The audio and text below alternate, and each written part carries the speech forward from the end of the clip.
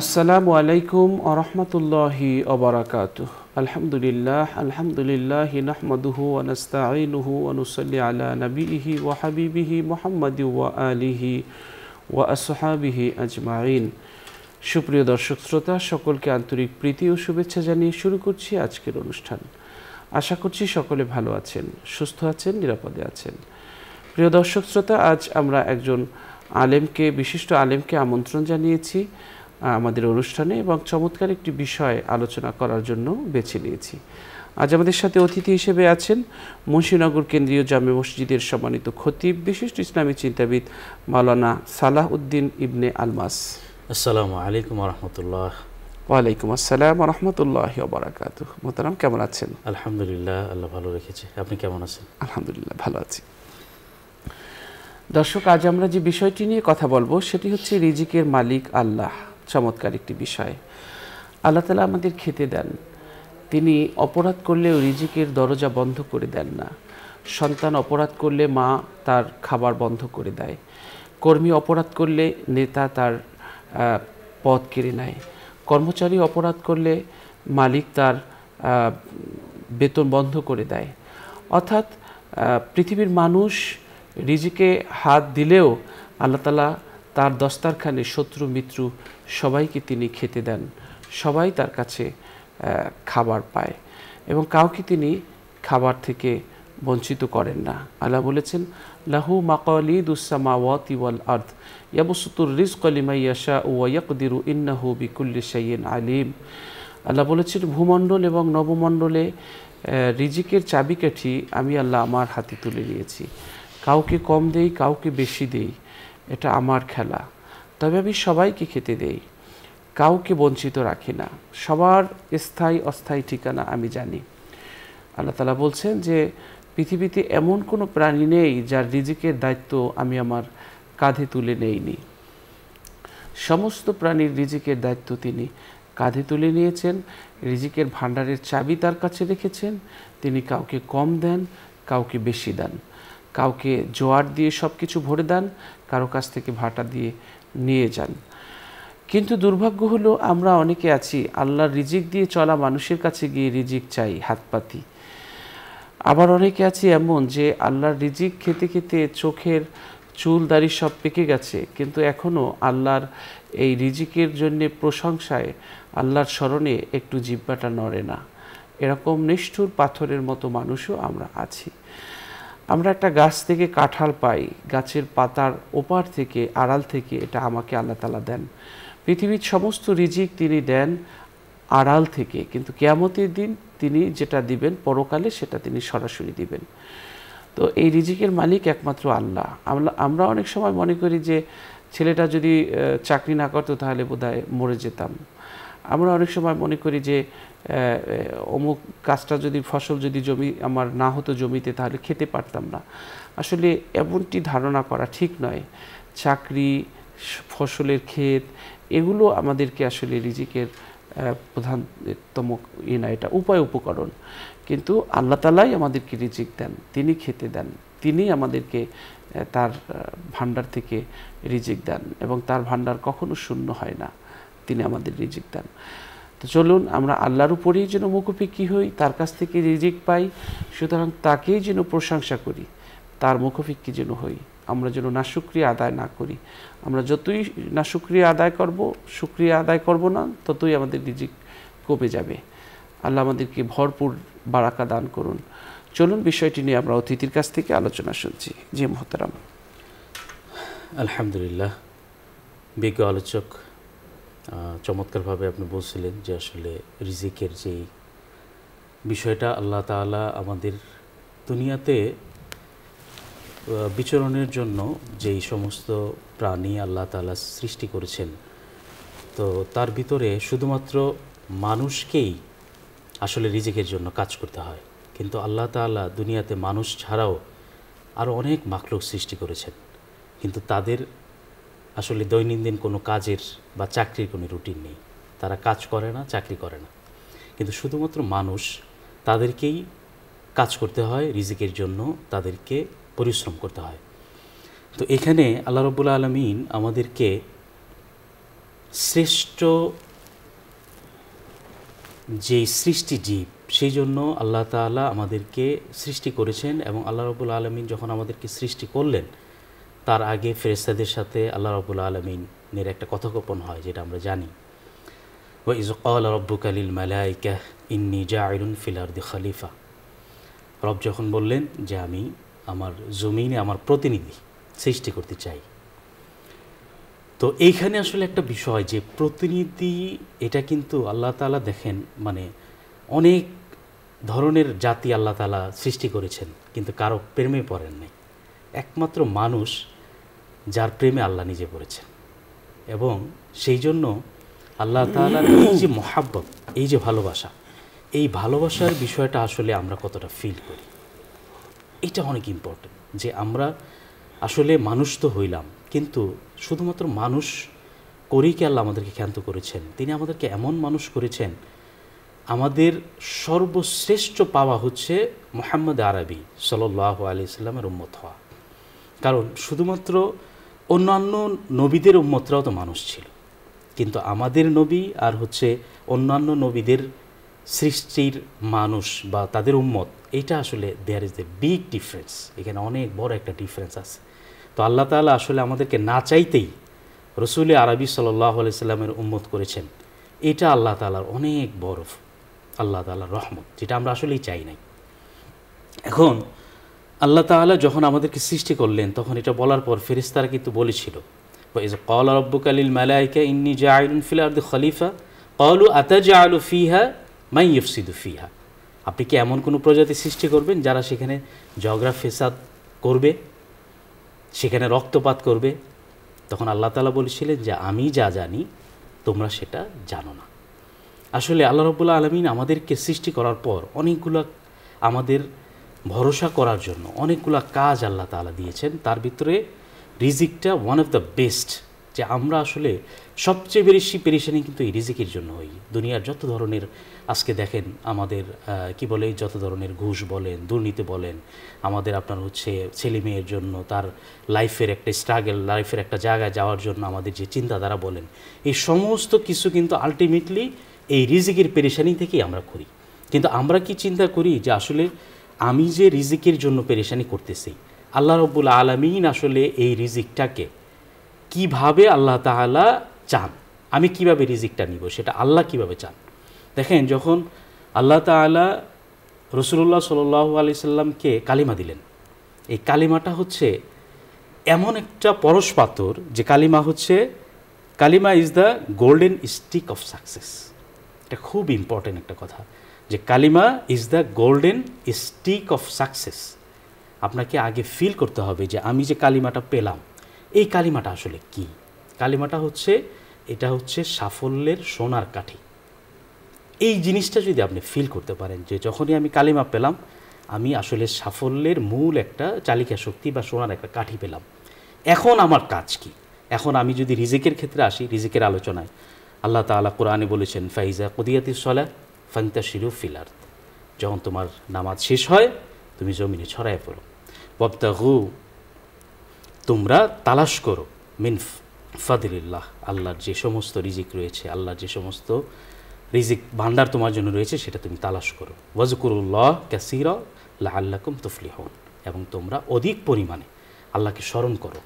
Then when the salat is finished, যখন আমাদের নামাজ শেষ হবে, you may disperse through the land, তোমাকে জমিনে ছড়ায় পড়তে হবে।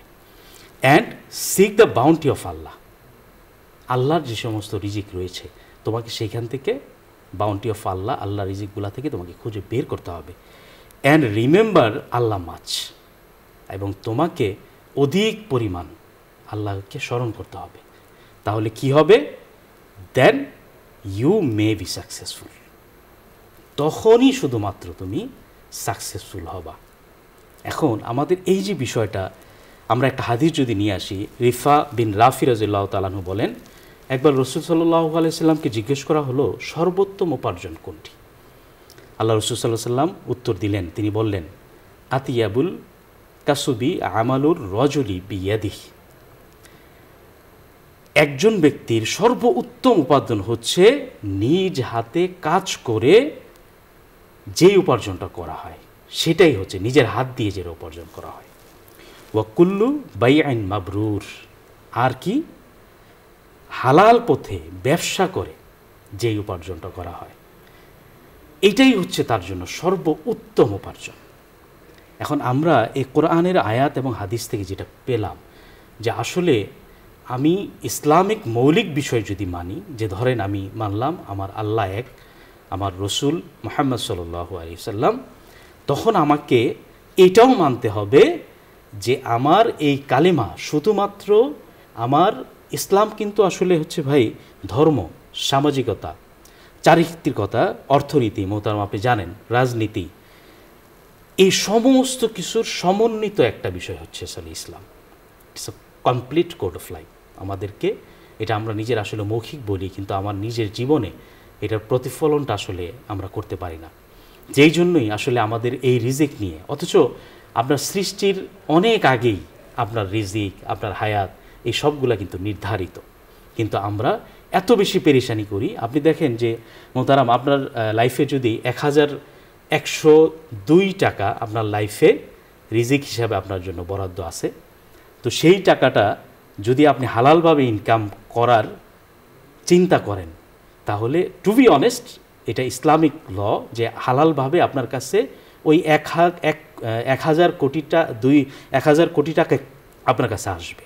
কিন্তু আপনি যদি ফিল করেন যে এই টাকাটা তো আমার আসতেছে না, আমাকে দুর্নীতি করতে হবে, আমাকে চুরি করতে হবে, আমাকে রাহাজানি করতে হবে, যেটা আমরা করি, এই টাকাটা আনার জন্য আপনি যে বিকল্প অ্যানাদার ওয়ে বেছে নিলেন, এই ওয়েটা বেছে নেওয়ার কারণেও ওই সমপরিমাণ টাকাই আপনার কাছে আসবে, কিন্তু শুধুমাত্র আপনার থিঙ্কিংয়ের কারণে আপনার রিজিকটা হালাল থেকে ডাইভার্ট টু হারাম। এইখানে একটা সূক্ষ্ম বিষয় যে আমি যদি কালেমা পড়ে থাকি, সেই কালেমার ফিলটা যদি আমার ভিতরে এসে থাকে, তাহলে আমাকে এই ফিলটা করতে হবে যে আল্লাহ তাআলাই আমাদেরকে খাওয়ান, আল্লাহই আমাদেরকে রিজিক দেন, রিজিকের মালিক একমাত্র আল্লাহ। এখন এটা যদি না হইতো, দেখেন আপনি অনেক টাকা ইনকাম করলেন, কিন্তু আপনার প্রতিদিন ডায়ালিসিসে আপনার খরচ হয় ধরেন 20,000 টাকা, কিন্তু একটা রিক্সাওয়ালা, একজন আমাদের গ্রামের আপনার হচ্ছে একজন শ্রমিক ভাই, তার আপনার কিন্তু এমন হয় যে তার সারা জীবনেও কোনো দিন ডায়ালিসিস করা লাগে না। Where is the difference? এখন আমি পাপ করছি বলেই কি আসলে আমার এটা না, আমি আমার রিজিককে দ্রুত আনতে চাওয়ার কারণে আমি অনেক ধরনের বাঁকা পথ বেছে নিছি। দেখেন মানুষের লাইফটা, এই লাইফটা হচ্ছে এমন একটা সার্কেল, আপনাকে স্পিডে চলতে হবে। আপনি স্পিডে চললেন, আপনি অনেক বেশি স্পিডে দৌড়াচ্ছেন, অনেক বেশি দৌড়াচ্ছেন, হালাল হারাম, ছেলের অধিকার, মেয়ের অধিকার, বোনের অধিকার আপনি মানতেছেন না, অনেক বেশি জোরে দৌড়াচ্ছেন। কিন্তু ইংলিশে একটা কথা আছে এরকম যে speed is nothing without control. এটা অতি একটা আসলে আমার খুব ভালো লাগে এই কথাটা, যে স্পিড, আপনি মোটর সাইকেল অনেক বেশি রান করতেছেন, কিন্তু আপনি আপনার কন্ট্রোলের বাটনটা আসলে আপনার হাতে নাই। এমন অনেক অ্যাক্সিডেন্ট আমরা দেখি যে সারা দিন আপনার হচ্ছে কি বলে, সে এমনভাবে দৌড়াইছে যে সন্ধ্যার আগেই 1 দিন 2 দিনের মোটর সাইকেল তার জীবনের জবনিকা টেনে দিছে। কেন হইল? তার স্পিডটা, সেই স্পিডে তো দৌড়াইছে, বাজারে গেছে, অনেক অফিসে গেছে, অনেক জায়গায় গেছে, কিন্তু তার এই স্পিডটা যখন কন্ট্রোল করা দরকার ছিল, সেই ট্রাকের নিচে যাওয়ার আগে তার স্পিডটা কন্ট্রোল করা দরকার ছিল। যখনই সে কন্ট্রোল করতে পারে নাই, তখনই সে ধ্বংসর অতল গহ্বরে পড়ছে। তো এই জন্য আমাদেরকে চিন্তা করতে হবে যে আমাদের শুধু স্পিড নিয়ে কাজ করলেই হবে না, সেই স্পিডের সাথে আমার কন্ট্রোল কতটুকু আছে, আমি আমার কন্ট্রোল বাটনটা আমার হাতে কিনা, এইটা অনেক ইম্পর্টেন্ট।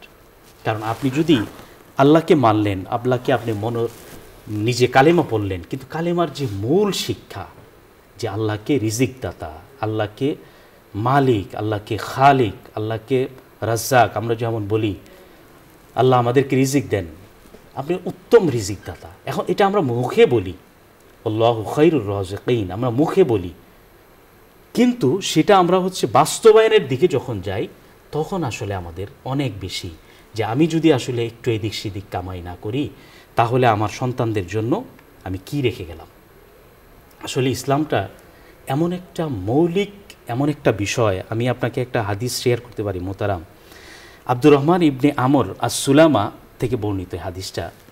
হযরত ইরবাজ ইবনে সারিয়া রাদিয়াল্লাহু তাআলা আনহুকে তিনি বলতে শুনেছেন, রাসূলুল্লাহ সাল্লাল্লাহু আলাইহি সাল্লাম একদা একটি মর্ম স্পর্শ ভাষণ দিয়েছিলেন। এই হাদিসটা এই জন্য আমি এখানে আনবো যে আমরা আসলে মুমিনরা আমরা আসলে কেমন, আমরা আসলে কতটুকু আমাদের হচ্ছে বাইন্ডিংস, কতটুকু আমাদের হচ্ছে দৌড়ঝাঁপ আমরা করতে পারি। এই হাদিসটা এত বেশি মানে মুমিনকে প্রশান্তি দেয় যে তুমি যতই পেরেশানিতে থাকো তুমি কুল থাকো। কেন? এই হাদিসটা হচ্ছে ফাইন্নামাল মুমিনু কাল জামালিল আনফ। একজন মুমিন হচ্ছে জামালিল আনফ বলা হয় যেই উটটা চোখে দেখে না, অন্ধ, ব্লাইন্ড। এই হাদিসটা আমাদেরকে নাড়া দেয় যে ফাইন্নামাল, তুমি যখন মুমিন হয়ে গেলা, আমরা যখন কালিমা পড়লাম তখন আমরা কিন্তু একটা আসলে গণ্ডিতে ঢুকলাম, আমরা একটা জায়গায় ঢুকে গেলাম যেখানে আসলে আমার ইচ্ছা স্বাধীন বলতে আর কোনো কিছুই নাই। আমার ইচ্ছা স্বাধীন, আমি যা ইচ্ছা তাই করতে পারি, এটা আসলে একজন মুমিনের কাজ হতেই পারে না। এটা হতে পারে যে আল্লাহকে মানে না, যে তার রসুলকে মানে না সাল্লাল্লাহু আলাইহি ওয়াসাল্লাম, তার কাজ হইতে পারে। আল্লাহর রসুল এখানে যে হাদিসটা আনলেন, ফাইন্নামাল মুমিনু কাল জামালিল আনফ, মুমিন হচ্ছে নাকে রশি লাগানো উটের মতো, হাইসু মাকিদা ইনকাদ, তাকে যেদিকে টানা হয় সে সেদিকেই যেতে বাধ্য। এই হাদিসটা আসলে আমরা যখন পড়ি, আমরা যখন আমার পাঠ্য বইয়ে ছিল, আমার কামিলে এই হাদিসটা আমি পড়ছি, তো তখন আমার কাছে মনে হয়েছে যে আসলে আল্লাহ রসুল সাল্লাল্লাহু আলাইহি সাল্লাম মুমিনকে কত বেশি সতর্ক থাকতে বলেছেন। এই হাদিসটা হচ্ছে তার প্রমাণ। কারণ ব্লাইন্ড উট, আপনি জানেন যে যখন সে অন্ধ উট, যখন আমরা মরুভূমিতে যাই তখন সে না দেখে, চোখে কিচ্ছুই দেখে না, রাতে অন্ধকার, গুটগুটে অন্ধকার, তখন তার উটের যে বাহক বা মালিক, সেই কিন্তু শুধুমাত্র উটকে যেদিকে চালনা করে শুধুমাত্র সেদিকেই উট যায়।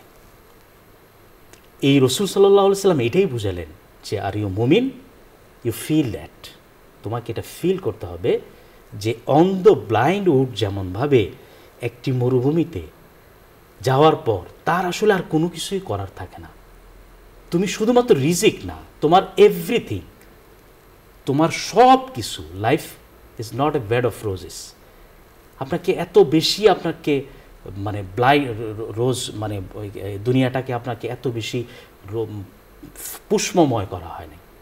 রাসূলুল্লাহ সাল্লাল্লাহু আলাইহি সাল্লাম যদি দুনিয়াকে পুষ্পময় চাইতেন তাহলে তিনি এত কষ্ট তার জীবনে করতেন না। কেন করেছেন? তিনি দুনিয়াকে একেবারে যে একজন প্রতীকের মতো, একদম প্রতীক যেভাবে চলে ঠিক সেইভাবেই চলেছেন। আমরা দেখেন আসলে আমরা আমাদের যে খাদ্যাভ্যাস, আমাদের যে অবস্থা, আমাদের যে থিঙ্কিং, আসলে আমরা এই যে রিজিকের বিষয়টা, এই রিজিকের বিষয়ে আল্লাহ তাআলার উপর তাওয়াক্কুল যে আমরা করব, এই সাহসটাই আমরা করতে পারি না। কি হযরত আলেম বলেন, আমি আমার কথাই বলি, আসলে আমি সবচেয়ে মনে করি যে আমি আমার ব্যর্থতার কথাই বলি। আমি আরেকজনের মন্তব্য তখনই করতে যাব যখন আমি ভালো হব। আমি নিজের কথাই আসলে আমি বলি, আমি নিজেকে নিজে ওয়াচ করি যে আমি আসলে আমার রিজিকের জন্য এত পেরেশানি করতেছি, এটার জন্য কি আসলে আল্লাহ তাআলা কি এত পেরেশানি করতে কি আমাদেরকে বলছেন কিনা? আসলে রিজিকটা হচ্ছে মধ্যম পন্থা। আপনি যখন মধ্যম পন্থা অবলম্বন করবেন যে আমার রিজিকে যেটা আসবে। হাসান বসরিকে একবার জিজ্ঞেস করা হলো যে হাসান বসরি, আপনার ধার্মিকতার সূত্র কী? আপনি যে ধার্মিক হইলেন, এই ধার্মিকতার মূল থিম আপনি কি ভিতরে ধারণ করছেন? উনি খুব সুন্দর কয়েকটা কথা বলছিলেন। তার দুই একটা কথা আপনার সাথে শেয়ার করি। যে এক নম্বর হচ্ছে, আমি জানি আমার রিজিক অন্য কাউকে দেয়া হবে না, সেই জন্য আমার হৃদয় তৃপ্ত। এটা অনেক ইম্পর্টেন্ট। যখন আপনি জানবেন আপনার দুই পাহাড়ের নিচে আপনার রিজিক যদি থাকে, সেখান থেকে আপনার রিজিক ডাইভার্ট টু ইউ, আপনার কাছে আসবেই। আর যদি সেটা আপনার মাঝ বরাবর চোয়ালেও চলে আসে, আমরা জানি যে এমনও অনেক উদাহরণ আছে যে চোয়ালে আসার পরেও সেই পানিটা সে আর খাইতে পারে নাই। সেই পানিটা তাকে ফেলে দিতে হয়েছে মরণের ফেরেশতা দেখার কারণে। সেই জন্য হাসান বসরি যখন বললেন যে আমি জানি আমার রিজিক আমার জন্য নির্ধারিত, তাই আমার হৃদয় তৃপ্ত হয়ে গেছে। আর কি, আমি জানি আমাকে আমার রবের সাথে সাক্ষাৎ করতে হবে, সেই জন্য আমি রবের সাথে সাক্ষাতের জন্য আমি আমার কাজ করা শুরু করে দিয়েছি। আরেকটা কি, আমি জানি আমার রব আমাকে দেখছেন। খুব ইম্পর্টেন্ট, আপনি যাই করেন, বিজনেস বলেন, আপনি ব্যবসা বলেন, যাই বলেন, আপনি যখন সিসিটিভি ক্যামেরা যখন আপনার উপরে থাকে, আমাদের এখানে আপনার হচ্ছে ক্যামেরা আছে, আমরা আসলে যা ইচ্ছা তাই বলতে পারবো না। সেম আমার আপনার উপরে 24 আওয়ার্স সিসিটিভির মনিটরিং হচ্ছে, যেটা এই নিউজ 24-এর যে সিসিটিভি আছে তার চেয়ে হাজারো কোটি গুণ শক্তিশালী, যে রব আমাদের জন্য সিসিটিভি করে দিয়েছেন। সেটাই সে বলতেছেন যে আমি জানি আমার রব আমাকে দেখছেন এবং আমি তার সাথে দেখা করব, সেই জন্য আমি পাপ করতে লজ্জা পাই। আরেকটা কি, শেষ পয়েন্ট, যে আমি জানি আমাকে আমার রবের সাথে সাক্ষাৎ করার জন্য আমার আমল, আমার নিজের আমল আমাকেই করতে হবে, সেই জন্য আমি আমল করার দিকে মনোযোগ হয়েছি। আমি প্রথম কথাটা মোহতারাম বলেছিলাম যে আমি জানি আমার রিজিক নির্ধারিত। আমি যখনই জানবো যে আসলে আমার রিজিক অন্য কাউকেই দেয়া হবে না, আমার রিজিক অন্য কেউ আর পাবেই না, সেটা আমার কাছে আসবেই, তাহলে আমি কোনোভাবেই রিজিকের জন্য এই পেরেশানি আমি আমার মনে আনতে পারবো না। এটা অ্যাকর্ডিং টু অ্যাজ এ মুসলিম এটা আমার জন্য সম্ভব না, এটা করতে আমি পারবই না। এখন আমাদের যে বিষয়টা, যে আমরা যেটা করি, যে আমাদের পৃথিবীতে মানুষের যে খাদ্য, সেই খাদ্য হযরত আরেকটু দেখেন যে রিজিক যে আমরা খাচ্ছি, অন্যান্য যে সমস্ত প্রাণীরা রয়েছে, ধরেন আপনার হচ্ছে শৃগাল, গরু, ছাগল, অন্যান্য যে সমস্ত প্রাণীরা রয়েছে, তারা যে রিজিক খায় তাদের খাবারটা কিন্তু মাথা নিচু করে খেতে হয়। একমাত্র মানুষ যারা আল্লাহ তাদেরকে কত সম্মান করে দিয়েছেন, আমাদেরকে আল্লাহ তাআলা কত সম্মানিত করেছেন, যে আমরা যখন ভাত খাই তখন আমাদের কিন্তু মাথা নিচু না করলেও চলে, কিন্তু একটা কুকুরকে মাথা নিচু করে রবের দরবারে সেজদা দিয়েই কিন্তু তাকে রিজিক ভক্ষণ করতে হয়। তো আমরা যারা যুবকরা আছি, আমরা আসলে আমাদের রিজিকের জন্য এত পেরেশানি না করে আমরা যদি আমাদের রবের দিকে ফিরে আসি, যে হাদিসটা আমি বললাম যে আমরা ব্লাইন্ড রুটের মতো আমাদেরকে সেইভাবেই চলতে হবে, এবং ব্লাইন্ড রুট যেভাবে নিজের ইচ্ছা স্বাধীন কোনো কিছু করতে পারে না, সেইভাবে আমরা কোনো কিছুই করতে পারবো না। লাস্ট পয়েন্টে আমি হযরত আপনার সাথে রিজিক বৃদ্ধির কয়েকটা আমল, যে সমস্ত কাজ করলে রিজিক বৃদ্ধি হয়, আমি তার কয়েকটা আপনাকে একটু শেয়ার করি। যদি 1 নম্বর হচ্ছে আপনাকে ইস্তেগফার করতে হবে, তাহলে আপনার রিজিকটা বৃদ্ধি পাবে। 2 নম্বর আপনাকে দোয়া করতে হবে, আপনার রিজিক দোয়ার কারণে বৃদ্ধি হয়। আমি এত বিশ্লেষণে গেলে আসলে সময় কোলাবে না। 3 নম্বর আপনাকে তাকওয়া হতে হবে, আপনাকে তাকওয়াবান হতে হবে। যদি আপনি তাকওয়াবান হন আপনার রিজিক ইনক্রিজ হবে। 4 নম্বর আপনার নামাজের প্রতি আপনাকে গুরুত্ব দিতে হবে। আপনি যদি আপনার নামাজকে টাইম মতো পড়েন, আমরা আপনার হচ্ছে কি বলে যেরকমভাবে নামাজকে অবহেলা করে একদম শেষ সময়ে পড়ি, সেইভাবে না, আপনাকে টাইম মতো নামাজটা যদি পড়েন আপনি দেখবেন আপনার রিজিকে ইনশাল্লাহ বরকত হবে। 4 তারপরের পয়েন্টটা হচ্ছে আপনাকে দান করতে হবে। আমরা মনে করি রিজিক কমে, কিন্তু না, যত আপনি দান করবেন দানের কারণে আপনার রিজিক অবভিয়াসলি বাড়বে ইনশাআল্লাহ। তারপরে হচ্ছে সব সময় আপনার রবের প্রতি কৃতজ্ঞ থাকা, এটাও হচ্ছে রিজিক বাড়ার একটা অনেক বড় কারণ। জি মুহতারাম, আমরা সময়ের কারণে আর সামনে যেতে পারছি না, ইনশাআল্লাহ অন্য কোনো অনুষ্ঠানে আমরা শুনবো। আরও অনেক অনেক ধন্যবাদ আপনাকে। দর্শক, আমরা অনুষ্ঠানের শেষ প্রান্তে চলে এসেছি। আমরা আজকের আলোচনা করেছি রিজিকের মালিক আল্লাহ, তিনি সবাইকে খেতে দেন। পৃথিবীতে কোটি কোটি প্রাণী আছে, সাপ যা খায় ব্যাঙ তা খায় না, ব্যাঙ যা খায় মাছ তা খায় না, মাছ যা খায় শিয়াল তা খায় না।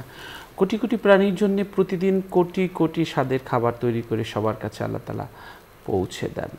তিনি কখনো রিজিকের দরজা বন্ধ করে দেন না, এজন্য তার কাছেই আমাদের রিজিক চাইতে হবে। আল্লাহ তৌফিক দান করুন, আমিন। اللهم صل على سيدنا ونبينا وشفينا وحبيبنا ومولانا محمد صلى الله عليه وعلى آله وأصحابه وبارك وسلم. اللهم آمين. ربنا ظلمنا أنفسنا وإن لم تغفر لنا وترحمنا لنكونن من الخاسرين মহিয়ান গুণিয়ান সর্বশক্তিমান মেহেরবান দয়ালু দাতা বড় আশা নিয়া আসিয়াছি সাই আপনারই দুয়ার থেকে যেন নিরাশ হয়ে নাহি যাই জীবন গেল ভুলের বোঝায় তব এমন ভুল করে যায় সময় গেল আশায় আশায় মাফ করো আমায় প্রভু মাফ করো আমায় রব্বুল আলামিন পাপের পাহাড় ঠেলে আপনার আপন হতে পারবো কিনা জানি না তবে রব্বুল আলামিন এইটু জানি আল্লাহ অপরাধের কারণে বান্দাকে তুমি ভুলে যাও না বান্দাকে আবার কোলে তুলে নাও রহমতের কোলে তাই বলছি সন্তান মাকে ভুলে গেলে মা কখনো সন্তানকে ভুলে না আমরা তোমাকে ভুলে গেছি তুমি যদি ভুলে যাও বলো মোরা কার কাছে যাব গো আল্লাহ কে আমাদের ক্ষমা করবে তাই তোমার কাছে হাত পেতেছি তোমার কাছেই হাত পাতবো তোমার কাছেই ক্ষমা চাইবো তুমি অতীত জীবনের জানা অজানা শিরক বিদআত শয়তানের ধোঁকার নফসের তাড়নায় পড়ে যত গুনাহ করেছি সমস্ত গুনাহ খাতা তুমি মাফ করে দাও রব্বুল আলামিন আলোকিত প্রতিদিন অনুষ্ঠানকে কবুল আর মঞ্জুর করে নাও এই অনুষ্ঠানের পৃষ্ঠপোষক বসুন্ধরা গ্রুপের চেয়ারম্যান আল্লাহ তাকে না খায়াতে তৈয়বা দান করে দাও চেয়ারম্যান ভাইস চেয়ারম্যান পরিচালক এমডি সহ সকল ডিসিশন মেকারদের উপর তোমার রহমত নাজিল করো রব্বুল আলামিন সব প্রতিষ্ঠানগুলোকে কবুল আর মঞ্জুর করো আল্লাহ তাআলা আমাদের এই হাত তুমি কবুল আর মঞ্জুর করে নাও আমরা গুনাহ করেছি ভুল করেছি অপরাধ করেছি তাওবা করছি আর কখনো অপরাধ করব না তুমি আমাদেরকে তোমার রহমতের কোলে আশ্রয় দাও রব্বিরহামহুমা কামা রব্বায়ানি সগীরা রব্বিরহামহুমা কামা রব্বায়ানি সগীরা সুবহানা রাব্বিকা রাব্বিল ইজ্জাতি আম্মা ইয়াসিফুন ওয়া সালামুন আলাল মুরসালিন والحمد لله رب العالمين واجعل آخر كلامنا عند الموت لا إله إلا الله محمد رسول الله صلى الله عليه وسلم দর্শক দীর্ঘ সময় আমাদের সাথে থাকার জন্য অনেক অনেক ধন্যবাদ আল্লাহ সকলকে ভালো রাখুন সুস্থ রাখুন নিরাপদে রাখুন সেই প্রত্যাশা করছি সেই দোয়া করছি দেখা হবে আগামীকাল ঠিক এই সময় এই অনুষ্ঠান দেখতে চোখ রাখুন নিউজ 24 এর পর্দায় সবার সুস্বাস্থ্য দীর্ঘায়ু কামনা করে আজ এখানেই বিদায় নিচ্ছি আল্লাহ হাফেজ আসসালামু আলাইকুম ওয়া রাহমাতুল্লাহি ওয়া বারাকাতুহু